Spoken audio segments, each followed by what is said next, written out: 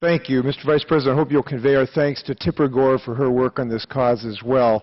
I've got two questions today. First, I want to ask about a position a relatively well-known individual has taken at one time about a cap-and-trade position. I just want to read a question and an answer, a quote from February 15, 2007.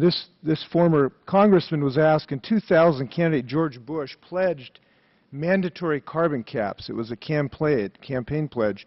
What did you think of it at the time? Were you for that? This former congressman answered, I think if you have mandatory carbon caps combined with a trading system, much like what we did with sulfur, and if you have a tax incentive program for investing in the solution, that there's a package there that's very, very good.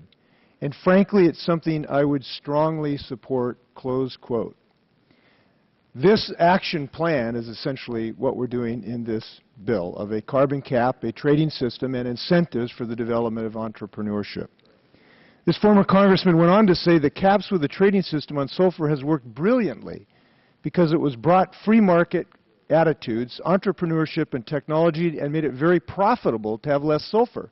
So people said, wow, it's worth my time and effort.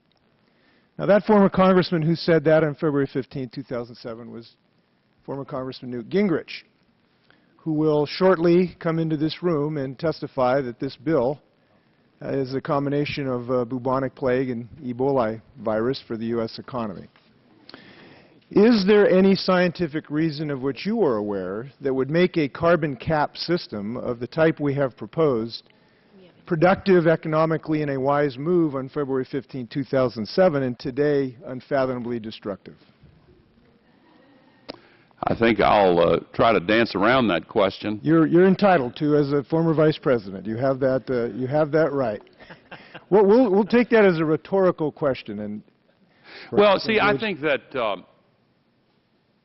one of the great questions here, for those of us who believe in capitalism and the power of the marketplace, is why don't we use this great tool to solve the biggest crisis we're facing?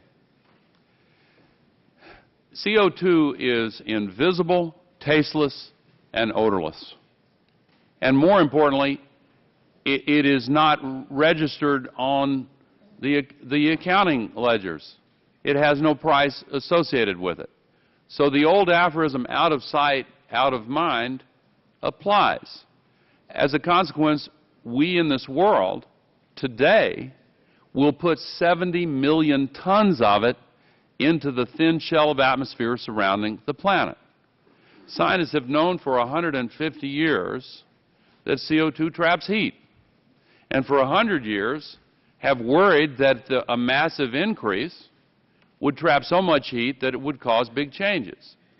And for the last 25 years, we have had the preeminent scientific organization in the world, the 3,000 best scientists in the world from 113 countries, have issued 4 unanimous reports saying we've got to deal with it. So how are we going to deal with it? The best way to deal with it is to use the marketplace. Mr. Vice President, I want to ask you about, in a local impact, how that would work. I was happening to talk to a guy who runs Taylor Shellfish. They have an oyster farm in Puget Sound, really reputable business for a long time. They can't grow oyster seed now in Puget Sound the last couple of years. And there is a very strong suspicion it is associated with the acidification of the ocean, which you educated us about. That, by the way, the NOAA research is that this is happening in the west coast of the United States probably twice as fast, which is now 30% worse than pre-industrial times. There's new research on this. He could lose his business as a result of a policy of inaction, which some are suggesting here, that we should not act. And many of us believe that the cost of inaction here are much greater than the cost of action, that we will reduce the cost of the U.S. economy by actually acting. And I've got a lot of businesses in my district, like right across the street, Sapphire Energy. They're doing algae-based biofuels, Infinia Energy doing Stirling engine solar. We think we can grow the economy and avoid the devastation a lot of these businesses, like the Taylor Oyster Farm, may have. Is that a fair projection of what the future could be? Well, I think it is, and it's a challenge to the moral imagination to deal with the scope and scale of these changes. The idea that the entire world ocean would grow so acidic that everything that makes a shell will be unable to do so unless we take action is just astounding. And at the base of the food chain are these tiny little critters that have very thin shells. They're already being affected. If the base of the food chain is affected, then everything up the food chain is affected. The coral reefs are already under stress, great stress. A study just came out showing the Great Barrier Reef of Australia, the largest reef in the system in the world, thousands of miles, be functionally dead by 2050 without action. Now, it's a combination of the warming water temperatures and the acidification. But yes, no, I think you're right on target. We need to address this. Thank you. And thank you, Congressman Inslee, for your outstanding leadership and initiative on this issue over the years.